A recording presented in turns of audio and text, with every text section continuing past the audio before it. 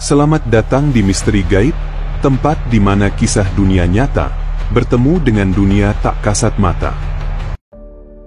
Sore itu, tahun 2016, Desa Tegal Suwung baru saja diguyur hujan.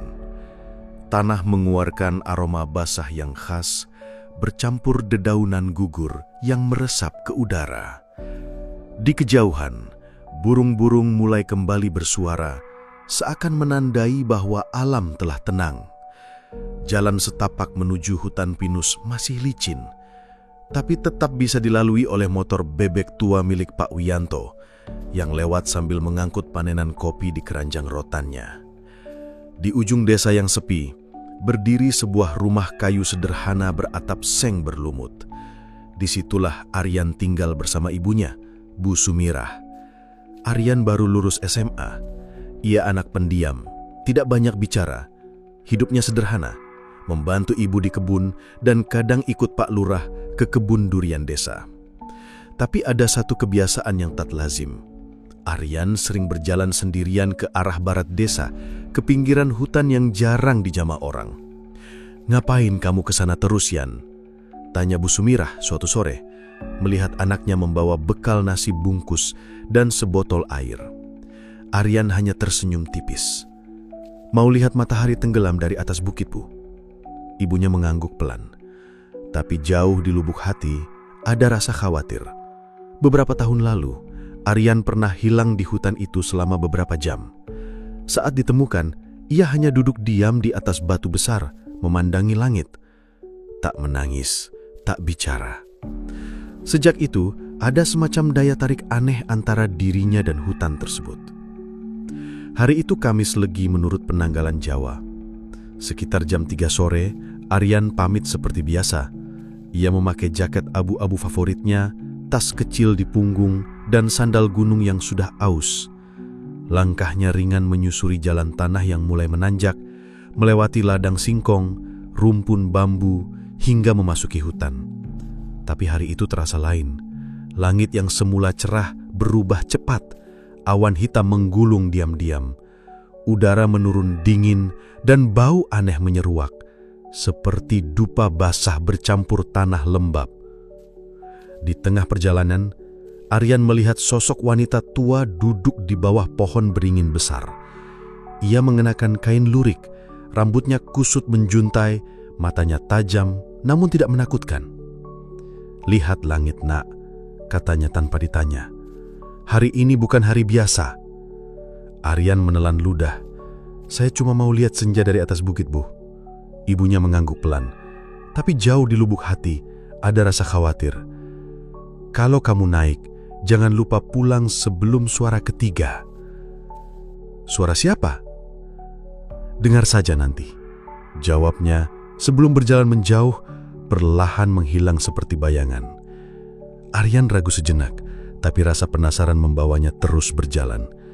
Ia sampai di puncak bukit, duduk di atas batu besar, membuka bekal dan menikmati langit yang mulai berubah warna. Jingga dan ungu berpadu indah, angin lembut membuat dedaunan berdesir seperti bisikan. Lalu terdengar suara pertama, dentuman seperti gong dari kejauhan. Aryan membuka mata. Sekelilingnya terasa lebih gelap. Ia mencoba tetap tenang. Tak lama, suara kedua menyusul, seperti lonceng tua berdentang pelan. Kabut tipis mulai turun menyelubungi pepohonan. Aryan bangkit, bergegas membereskan bekalnya. Tapi sebelum ia sempat melangkah jauh, suara ketiga terdengar. Kali ini bukan dentang, melainkan tangisan lirih. Terasa jauh, tapi menusuk dekat di telinga. Langkah Aryan terhenti. Ia menoleh. Kabut di hadapannya seperti tersibak pelan, membuka jalan setapak yang belum pernah ia lihat sebelumnya, menurun diapit pohon-pohon tinggi dan sunyi. Meski logikanya menolak, kakinya terus melangkah. Rasanya ringan, seolah tidak menyentuh tanah. Ia berjalan dan terus berjalan, hingga langit berubah. Matahari yang tadi tenggelam, kini bersinar lagi, tapi dari arah yang lain. Langitnya lebih tua, cahayanya aneh, seakan bukan dari dunia yang sama. Saat itu, Aryan sadar, ia tidak lagi berada di desa Tegal Suwung. Bahkan, ini bukan hutan yang ia kenal. Aryan tiba di sebuah kampung kecil yang asing. Rumah-rumah kayu berjajar rapi, tampak tua namun bersih dan terawat. Tidak ada kabel listrik, tak terlihat satupun tiang antena atau suara kendaraan.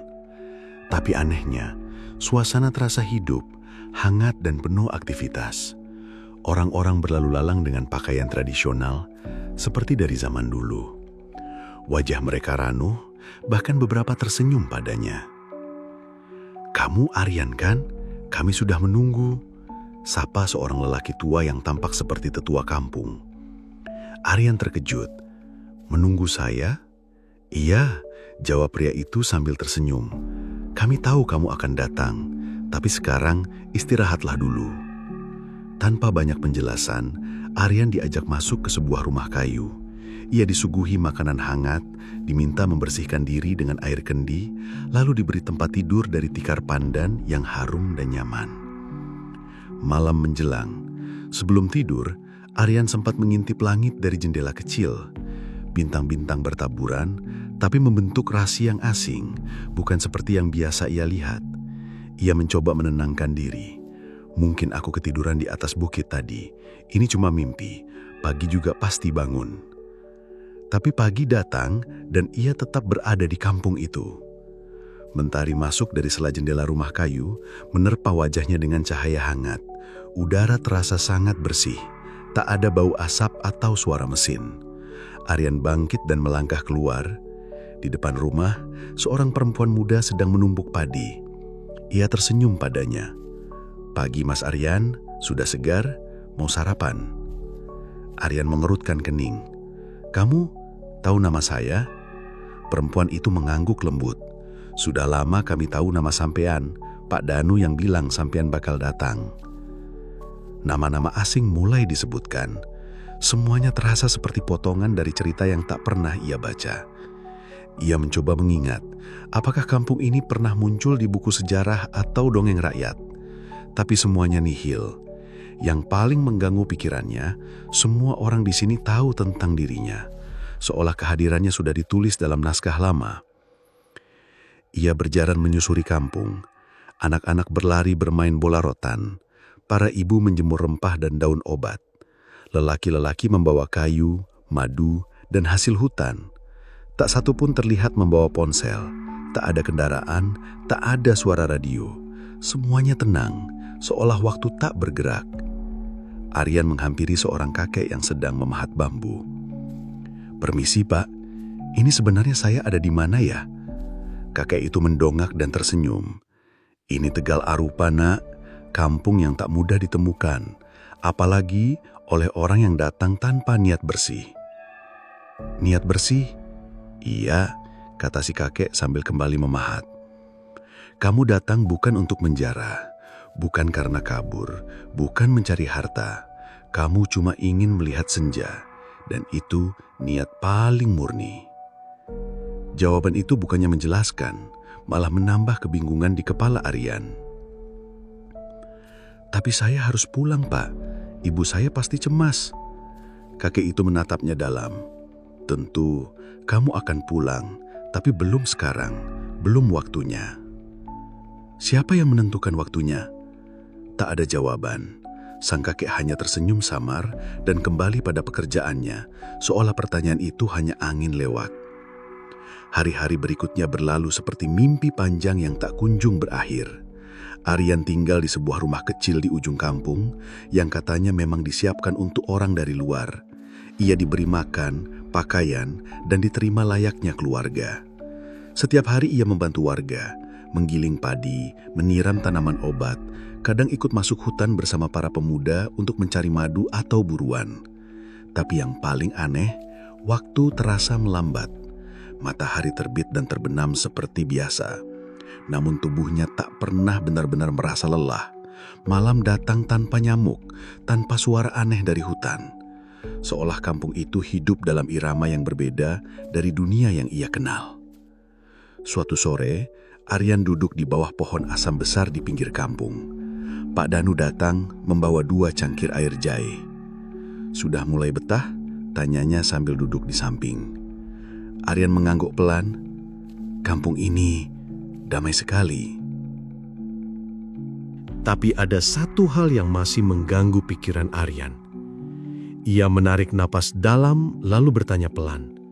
"Pak, sebenarnya kampung ini nyata?" Pak Danu tertawa kecil. Suaranya seperti gembrisik daun kering. "Tentu saja nyata, Nak. Kamu masih hidup. Ini bukan mimpi, dan kamu belum mati. Tapi tempat ini juga bukan dunia biasa." Aryan menelan ludah, dadanya sesak. "Kalau begitu, kenapa saya nggak bisa pulang?" "Bukan nggak bisa," jawab Pak Danu lembut. "Hanya saja, belum waktunya." Pak Danu menatap langit sore yang mulai memerah, lalu berbisik, "Kau masih ingat suara-suara yang kamu dengar di hutan itu?" Aryan mengangguk pelan, tubuhnya menegang. Itu adalah batas antara dunia kalian dan tempat ini. Siapapun yang melewati suara ketiga tak bisa kembali dengan cara biasa. "Kenapa?" Aryan bertanya, suara lirihnya hampir tenggelam oleh angin. "Karena waktu di sini tak berjalan sama," jawab Pak Danu. 7 hari di kampung ini bisa berarti 7 tahun di duniamu, atau sebaliknya. Aryan terdiam, tenggorokannya kering. "Jadi, kalau saya di sini seminggu, ibu saya akan menunggu 7 tahun. Pak Danu tak menjawab dengan kata-kata, tapi tatapan matanya dalam, tenang, dan penuh rahasia sudah cukup menjelaskan segalanya. Aryan mulai goyah. "Kenapa saya? Saya cuma remaja biasa. Saya nggak nyari apa-apa." "Justru karena itu," ucap Pak Danu pelan. "Kampung ini menjaga keseimbangan. Sekali dalam beberapa puluh tahun akan ada satu jiwa murni yang datang, bukan karena niat buruk, bukan karena pelarian, tapi karena panggilan yang tak semua orang bisa dengar. Dan ketika pintu itu terbuka, alam akan memilih." Aryan berdiri, dadanya sesak seperti terhimpit sesuatu. Tanpa pikir panjang, ia berlari ke arah jalan hutan tempat ia datang dulu. Tapi jalan itu tak lagi ada. Kabut yang dulu membimbingnya telah menghilang. Yang tersisa hanya pepohonan rapat dan semak berduri. Jalan itu telah tertutup. Malam itu, untuk pertama kalinya sejak tiba di kampung Tegal Arupa, Aryan menangis. Bukan karena takut, tapi karena ia sadar ia telah melangkah terlalu jauh. Dan di antara semua yang menghantuinya, hanya satu yang membuatnya tak bisa tenang. Apakah ibu baik-baik saja? Ia menulis sesuatu di selembar daun lontar seperti yang diajarkan warga kampung, lalu membakarnya di atas api kecil sambil berbisik, "Kalau ini bisa sampai, tolong bilang ibu Aryan masih hidup dan dia akan pulang." Asap dari daun itu naik perlahan dibawa angin ke arah barat. Hari ke-6 di Tegal Arupa, Aryan mulai mengenal hampir semua wajah. Dari Pak Danu si kepala kampung, Mak Sri yang suka meracik jamu, hingga anak kecil bernama Nunu yang selalu menyelipkan bunga di jendela rumahnya setiap pagi. Namun, di balik keramahan itu, ada kehampaan yang tumbuh dalam dada Aryan.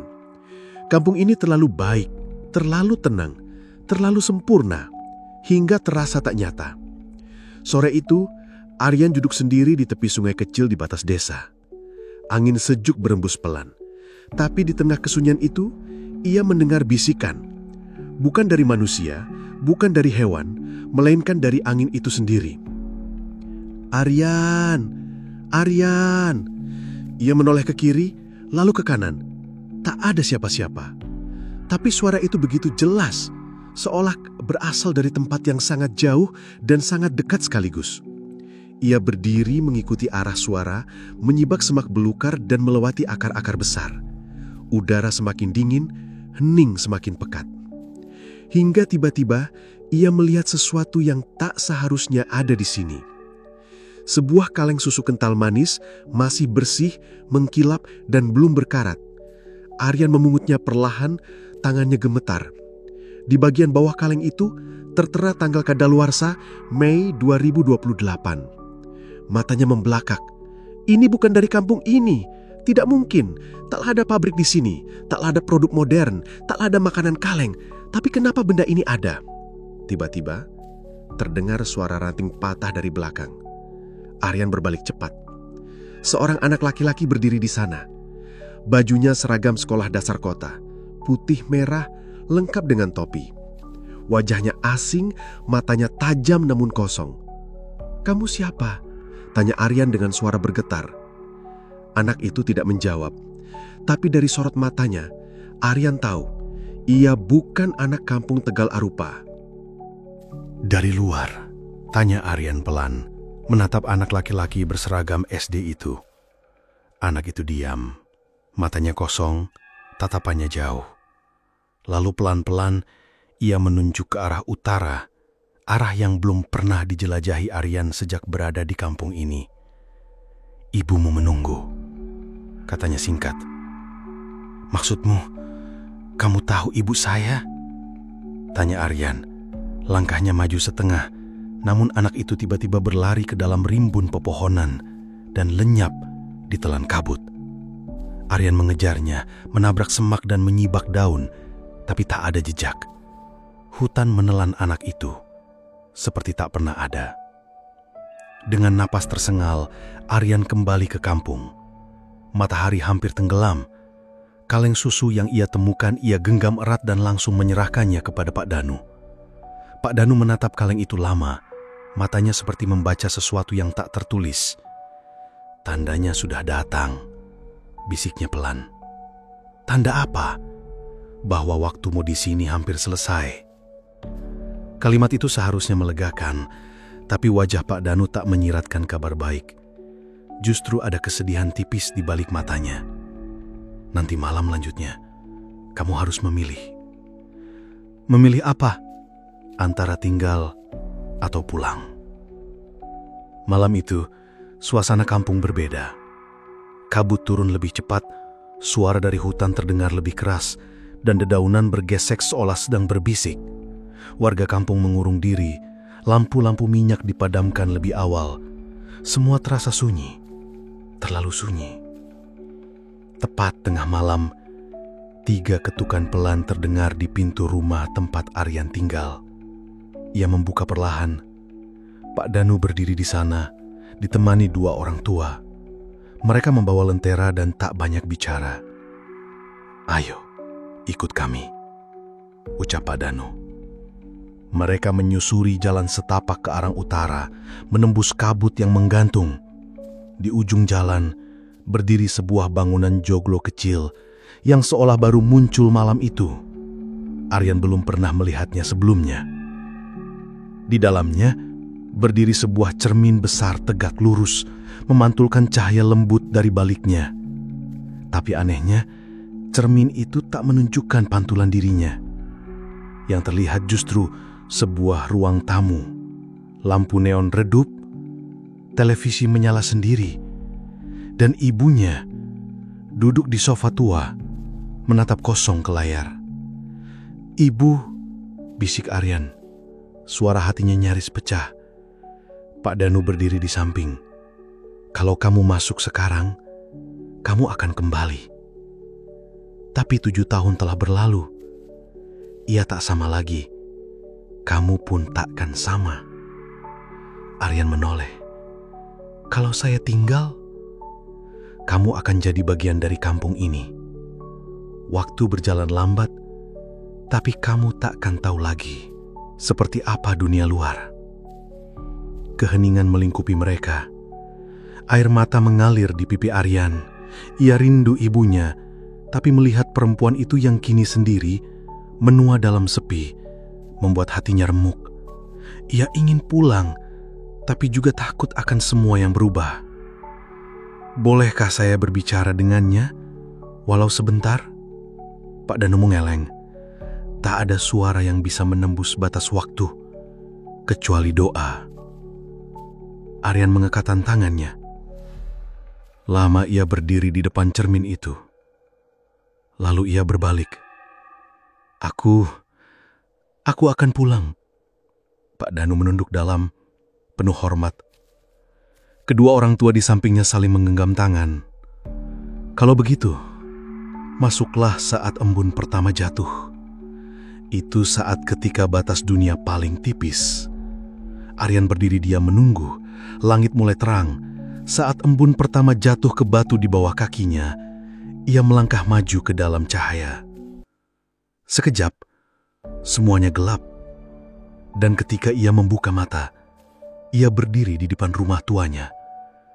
Cat tembok memudar, pagar berkarat, halaman dipenuhi ilalang. Ia mengetuk pintu. Lama tak dibuka, hingga akhirnya pintu berderik terbuka. Seorang wanita tua berdiri di sana. Tubuhnya kurus, matanya berkaca-kaca. "Aryan, Ibu!" Mereka berpelukan lama. Waktu seakan berhenti, hangat, nyata. Pagi itu langit tampak lebih terang, tapi bukan karena cuaca. Karena mata Aryan sudah terlalu lama terbiasa pada cahaya lembut kampung Tegal Arupa.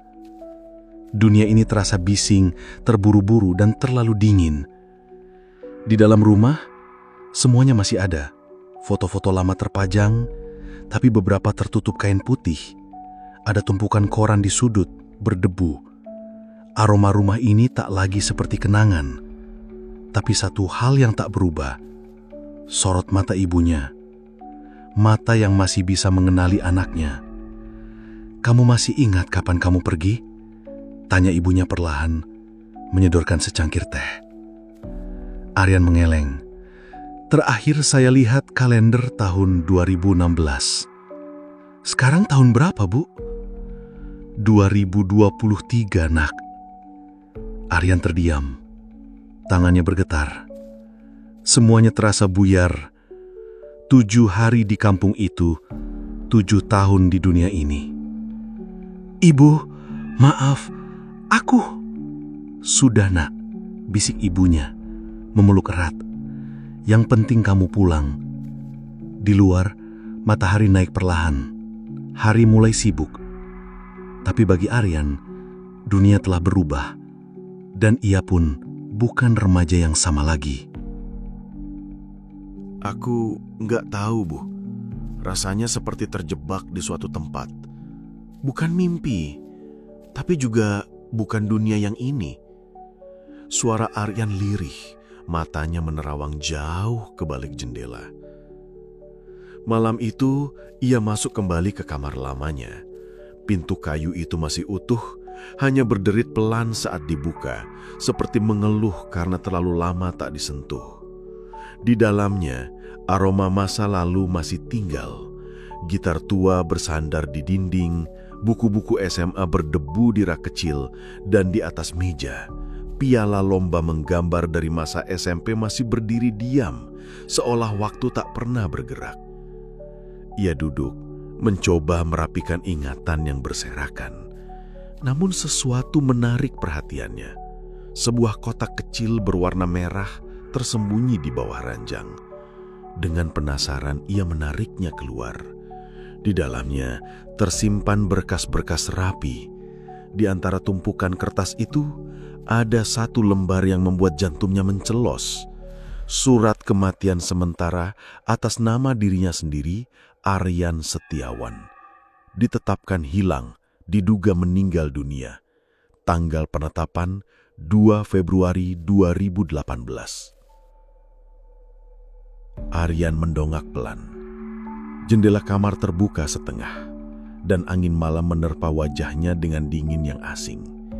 Dunia di luar telah menganggapnya mati. Bahkan, kata ibunya, 7 tahun lalu mereka sempat mengadakan doa kecil di dekat batu besar, tempat terakhir ia terlihat. Keesokan paginya, Aryan memutuskan untuk pergi ke sana, ke tempat semuanya bermula, batu besar di puncak hutan. Ia menapaki jalur yang dulu ia hafal di luar kepala, namun kini nyaris tak terlihat. Tanaman liar menutup jalan, tanah longsor mengubah bentuknya, tapi akhirnya ia tiba. Batu besar itu masih kokoh, diam. 7 tahun, gumamnya pelan. Tiba-tiba, langkah kaki terdengar dari belakang. Aryan menoleh cepat, mengira mungkin ada warga, tapi sosok yang muncul membuatnya membeku. Anak laki-laki berseragam putih merah, anak yang dulu ia temui di hutan, yang menunjuk ke arah ibunya, kini berdiri di ujung batu, menatapnya dengan tatapan hening. "Kamu siapa sebenarnya?" tanya Aryan. Suaranya bergetar. Anak itu tak menjawab. Ia hanya menunduk, lalu mengadah menatap langit. Tangannya perlahan terangkat, seolah mengucapkan perpisahan, dan dalam sekejap, tubuhnya memudar seperti asap tertiup angin, lenyap. Aryan terduduk di atas batu. Nafasnya sesak. Ia memejamkan mata. Saat membuka kembali, satu hal menyadarkannya. Di kampung itu tak pernah ada anak-anak berseragam. Tak ada sekolah, tak ada ponsel, tak ada malam yang benar-benar gelap. Selalu ada cahaya bulan, selalu ada kesunyian yang tidak menakutkan, tapi juga tak pernah menenangkan. Beberapa hari berlalu, Aryan mencoba membaur kembali ke dunia yang dulu ia kenal.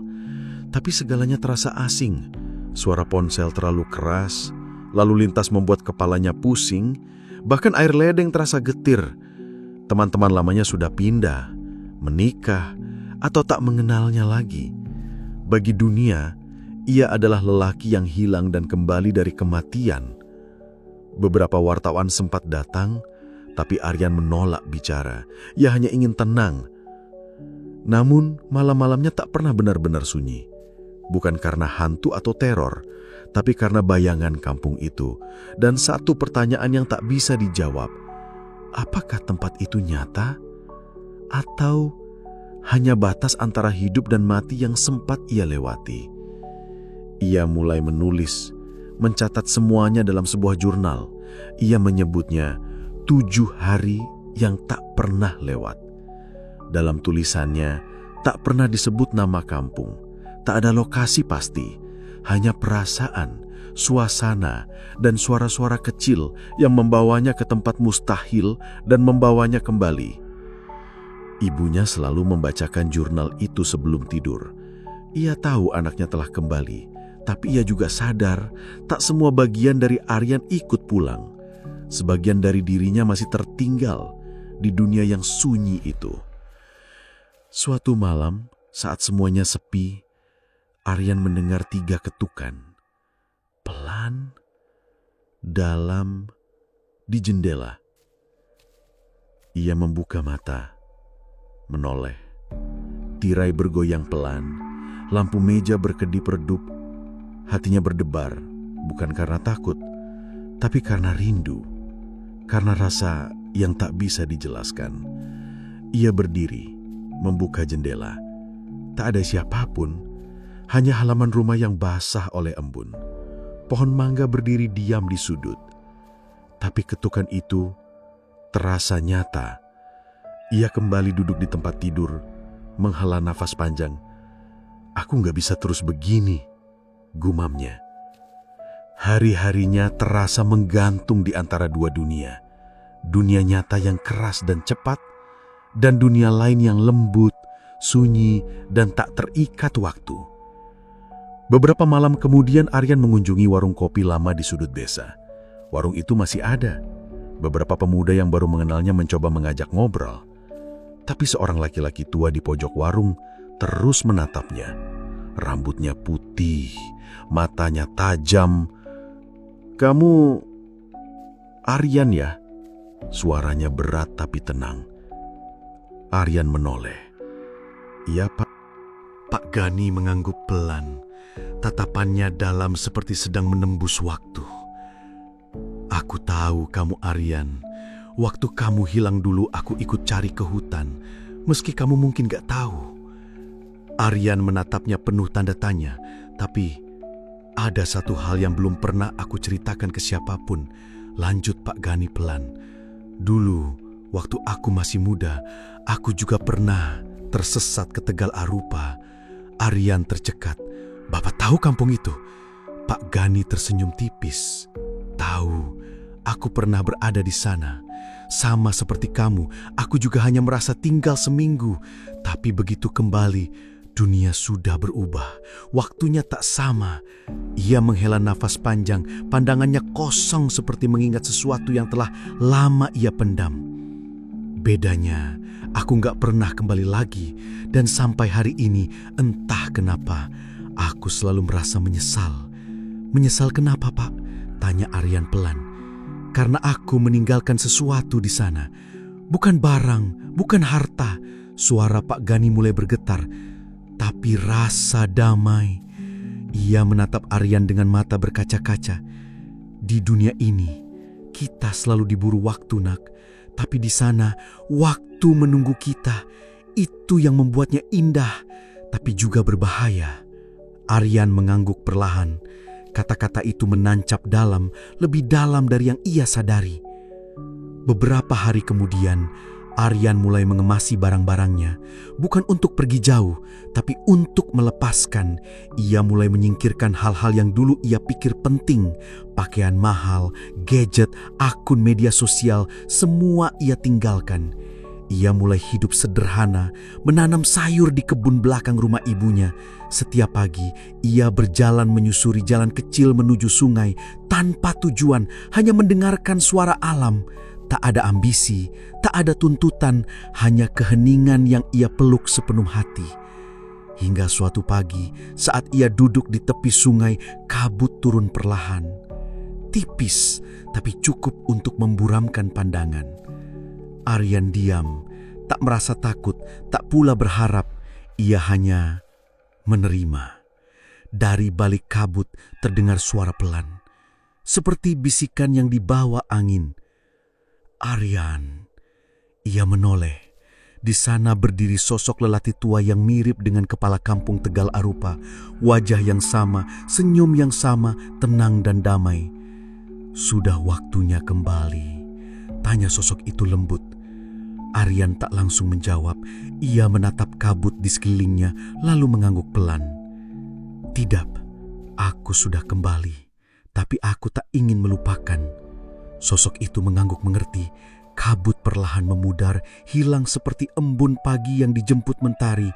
Sungai kembali terlihat, daun-daun bergoyang perlahan, dan suasana sunyi kali ini tak membawa kegelisahan.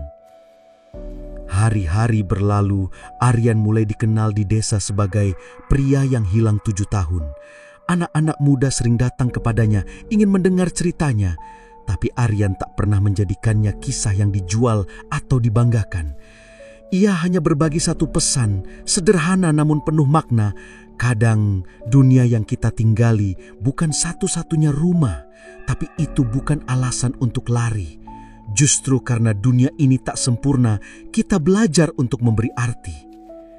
Ibunya yang kini sudah jauh lebih tua selalu menunggu Aryan pulang dari kebun setiap sore.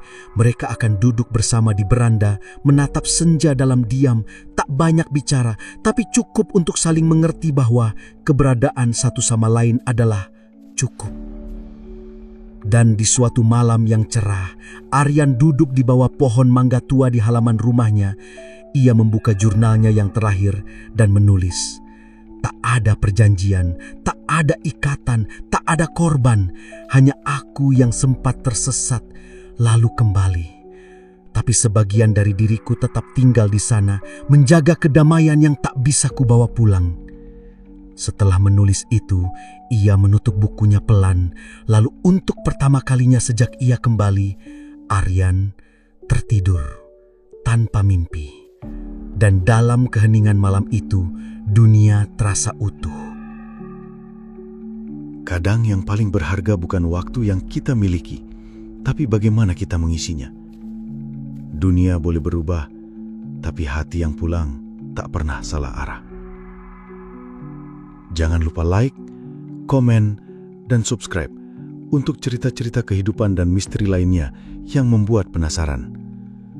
Aktifkan lonceng untuk kisah-kisah mistis dan penuh makna lainnya. Sampai ketemu lagi di video berikutnya.